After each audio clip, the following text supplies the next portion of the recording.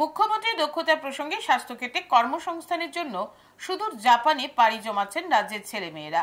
শুক্রবার এমন 6 জন ছেলেমেয়েকে সংবর্ধনা দেওয়া হয়। এদিন মুখ্যমন্ত্রীর সরকারি বাসভবনে হয় সংবর্ধনা অনুষ্ঠান। মুখ্যমন্ত্রী ডাক্তার মানিক সাহা ছাড়াও উপস্থিত ছিলেন মন্ত্রী সুশান্ত চৌধুরী, শান্তনা চাকমা, স্বাস্থ্য সচিব কিরণ গিত্তে সহ অন্যান্যরা। মুখ্যমন্ত্রী এদিন জানান, এই প্রকল্পে জিএনএম, এএনএম ও বিএসসি নার্সিং পড়ুয়ারা চাকুরির জন্য সুযোগ পাবেন জাপানে যাওয়ার। তিনি জাপানের সঙ্গে মৌস্বাক্ষর হয়েছে। এর ফলে রাজ্যের ছেলেমেয়েরা সুযোগ পাচ্ছেন। তাদের জাপানিজ ভাষায় প্রশিক্ষণ দেওয়া হয়েছে 9 মাসের। ইতিমধ্যে অনেকেই গেছেন। রাজ্যের ছেলেমেয়েরা সেখানে যাচ্ছে একটা গর্বের বিষয়।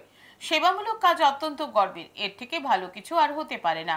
যারা যাচ্ছেন জাপানে তাদের উদ্দেশ্যে তিনি বলেন, ত্রিপুরার নাম যাতে রাখেন, আরো কিভাবে জাপানে গিয়ে নিজের উন্নতি করা যায় সেদিকে লক্ষ্য রাখার জন্য মুখ্যমন্ত্রী ছেলে মেয়েদের উদ্দেশ্যে আহ্বান রাখেন। জাপানে যারা যাচ্ছেন তাদের মাসে প্রায় বেতন 1 লাখ টাকার মতো।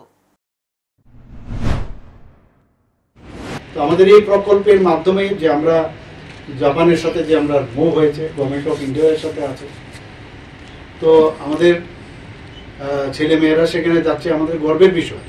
আজকে আমি যদি জাপানে যাই আর গিয়ে যদি দেখা হয় আর যদি বলে যে স্যার আমি তো, আপনি আমাকে ফেলিসিটেশন দিয়েছিলেন, আপনারা সবাই মিলেন, আজকে তো আমি এই জায়গায় আছি, এবং স্যার এই যে নার্সিং যে একটা সেবামূলক যে কাজ, সেটা কিন্তু মানে অত্যন্ত গর্বের, এবং এর থেকে ভালো জিনিস আর কিছু হয় না। আমি নিজেও আমি একজন মেডিকেল ফ্যাকাল্টি